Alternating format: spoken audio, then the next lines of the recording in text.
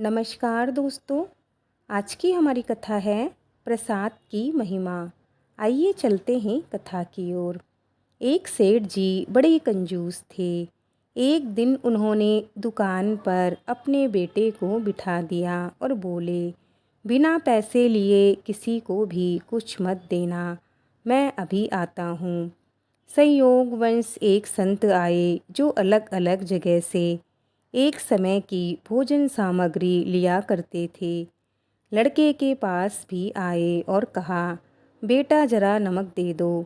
लड़के ने संत को डिब्बा खोलकर एक चम्मच नमक दे दिया।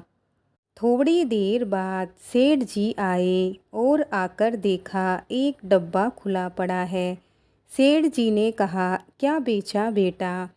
बेटा बोला, एक संत आए थे जो तालाब पर रहते हैं, उनको मैंने एक चम्मच नमक दे दिया। सेठ का माथा ठनका। वो बोला, अरे मूर्ख, इसमें तो जहरीला पदार्थ है। अब सेठ जी भागकर संत के पास गए। तब तक संत भोजन बनाकर भगवान को भोग लगाकर खाने की थाली लेकर बैठ चुके थे।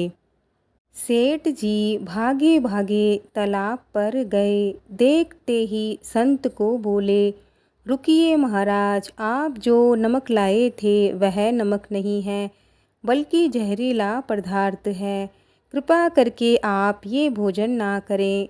संत जी बोले, भाई हम तो प्रसाद लेंगे ही, क्योंकि अब भोग लग चुका है।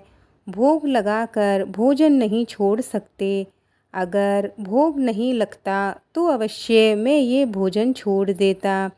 यह कहकर संत ने भोजन को प्रसाद समझकर खाना शुरू कर दिया।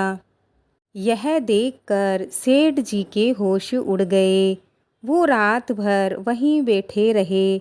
सेठ जी को रह रह कर ये चिंता सता रही थी कि अगर संत को कुछ हो गया तो बड़ी बदनामी होगी।